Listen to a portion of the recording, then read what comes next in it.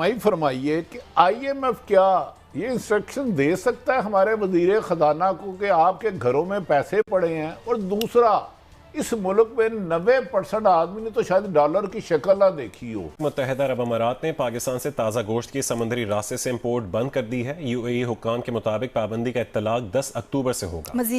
ماہانہ 1,20,000 ton petroleum مصنوعات کی سمگلنگ پر آئی ایم ایف کا اظہار تشویش۔ آئی ایم ایف کا بارڈر پر کسٹم ایجنسی اہلکار فورسز کی تعداد اور استعداد کار بڑھانے کا مطالبہ سامنے آیا ہے۔ تو میں بھی اضافہ دیکھنے میں آ رہا تھا اور تقریباً ایسا لگ رہا تھا کہ خدا نخواستہ اکانومی جو ہے اس کی کوئی سمت جو ہے وہ نہیں ہے۔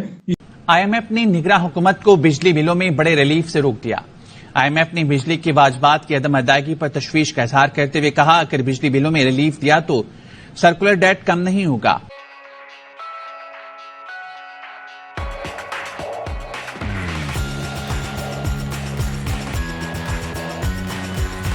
یو اے ای کی جانب سے پاکستانی گوشت کی امپورٹ بند کیے جانے کی وجوہات کیا سامنے آئی ہیں اور کاروبار سے منسلک افراد کیا کہتے ہیں؟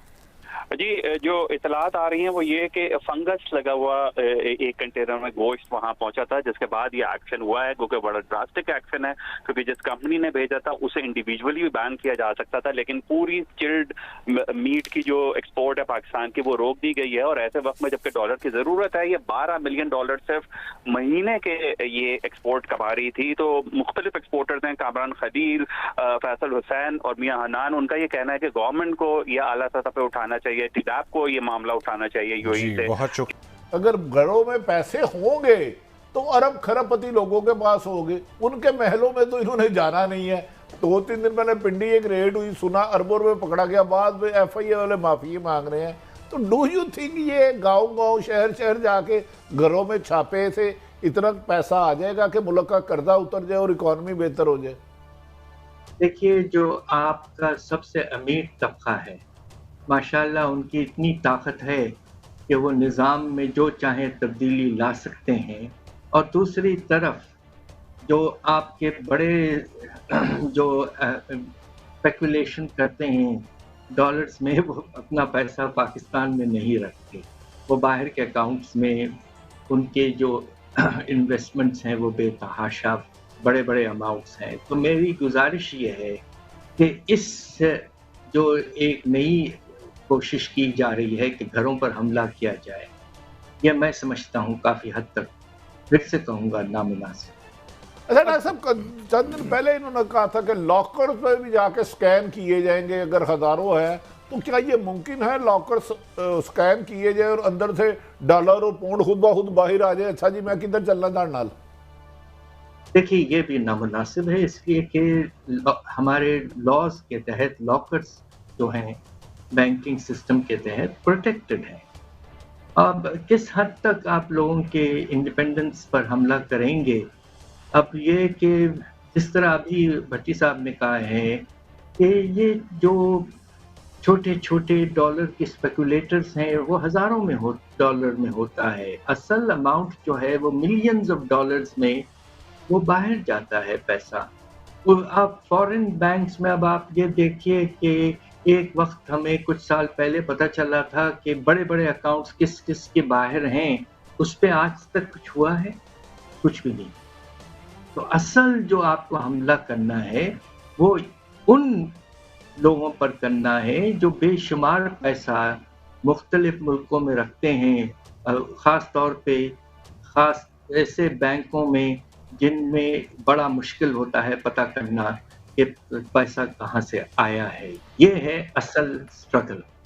ڈاکٹر صاحب، ایک شبر جالی صاحب تشریف لائے تھے، بہت بڑے وہ یعنی ٹیکس لائر ہیں، انہوں نے ایک اسٹیمیٹ دیا تھا کہ $200 بلین تک پاکستانیوں کے باہر آف شور ہیونز میں ہو سکتے ہیں۔ Do you lend any credence to this theory?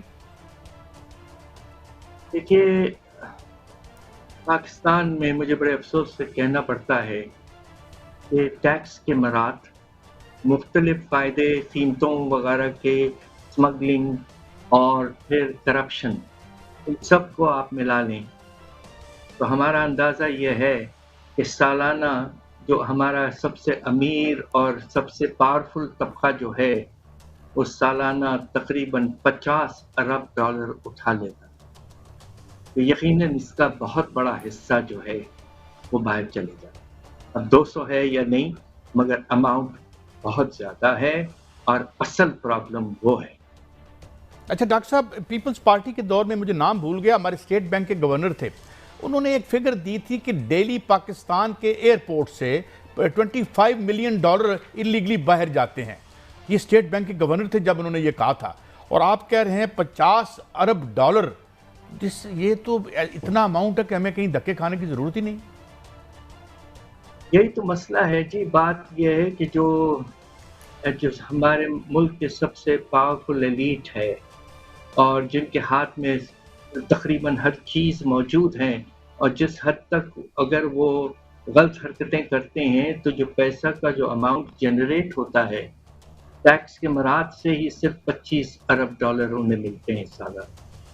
तो ये तो बहुत बड़ा मसला है जी। मैं क्या बताऊं आपको, जिसे हम स्टेट कैप्चर कहते हैं, वो इस हद तक पहुंच चुका है कि जिसे कहते हैं कि हमारे मुल्क के जो आम लोग हैं वो बिल्कुल पिस के रह गए हैं इस निज़ाम में। इसी तरीके से अफगान ट्रांजिट ट्रेड को मिसयूज करने वाले, ईरान से ऑयल की स्मगलिंग करने वाले, और ये जो डॉलर की होर्डिंग और स्मगलिंग करने वाले जो कुछ किरदार थे, उनके गिरद घेरा तंग किया गया, और ये काफ़ी सारी चीज़ें जो हैं वो अपनी जगह पे आती गई, और थोड़ा सा वहाँ पे एक इत्मीनान बख्श सूरत हाल जो है वो नज़र आती है। और इस वक्त एक ऐसी खामोशी है जैसे कि समुंदर में तूफ़ान आने से पहले एक खामोशी होती है, और ये जो तूफ़ान है अब ये देखना ये है कि ये किस नौइयत का होगा। अगर तो ये एक्शन जो है इनको सस्टेन रखा जाता है, इसका प्रॉपर फॉलोअप होता है, तो यकीनन ये तूफ़ान जो है ये अगेंस्ट वो तमाम काली भेड़े जो कि बिजली चोरी में मुलव्वस थी या गैस चोरी में मुलव्वस हैं, या मुल्क के जो ज़र मुबादला को स्मगलिंग के ज़रिए नुकसान पहुंचा रही थी या रेवेन्यू की शॉर्टफॉल का वो मौजब बन रही थी, उनके खिलाफ तूफ़ान हो सकता है। और अगर खुदा न खास्ता इसको सस्टेन ना किया गया और इसका प्रॉपर फॉलोअप ना किया गया, तो फिर ये आहिस्ता आहिस्ता यही अनासर जो हैं ये दोबारा से सर उठाना शुरू कर देंगे, और फिर वो कंज्यूमर्स के जो खिलाफ है वो एक तूफ़ान खड़ा होगा, वही महंगाई, चोर बाजारी के साथ बाजारी का। तो ये जो करंट एक्शन है बहुत ज़रूरी था, इसको मैं सर्जरी या ऑपरेशन कहता हूँ, लेकिन मैं साथ ये भी याद दिलाता हूँ कि हर सर्जरी के बाद फिजियोथेरेपी, मेडिसन, कोई ना कोई फॉलोअप होता है, और ये हमारे केस में फॉलोअप जो है वो ये निज़ाम की जो पॉलिसी और जो इंस्टीट्यूशनल जो रिफॉर्म्स हैं उनकी शक्ल में होगा। देखिए, ये बिजली चोर पहले भी एग्जिस्ट करते थे, और वही लोग जो कि अब आइडेंटिफाई कर रहे हैं कि जी फील्ड में 240 के करीब काली भेड़े थी जिनको कि ट्रांसफ़र किया गया, तो क्या वो पहले नहीं पता था कि वो मौजूद हैं? वही अदारे जो कि इस वक्त आपको बता रहे हैं कि चीनी कौन स्मगलिंग कर रहा है, खाद कौन स्मगलिंग कर रहा है, ये सोना कौन स्मगलिंग कर रहा है, डॉलर कौन स्मगलिंग कर रहा है, तो ये सारे अदारे पहले भी मौजूद थे। तो यकीनन ये किसी ना किसी के साथ मिली भगत में पॉलिसीज़ को जो है वो उनको मनूवर करके किया जा रहा था। और अब अगला स्टेज जो है वो इसमें ये अदारा जाती इस्लाहात, और मैं तो उसको कहूँगा कि उसकी भल सफाई की ज़रूरत है उन तमाम रेगुलेटरी अदारों की जो कि मुतय्यन थे कि वो अपना काम सरअंजाम दें, और ये ऐसी चीज़ें ना होने दें जिनको कि अब हम एक एक्शन के जरिए क्रैक डाउन कर रहे हैं। तो ये चीज़ें पिछली हुकूमतें जो थी, और ये कोई एक नहीं, पिछली 10, 15, 20 ये सभी की नाक के नीचे हो रहा था। तो क्या वजह कि हम उन जो चेहरे हैं उनकी निशानदही नहीं कर पा रहे।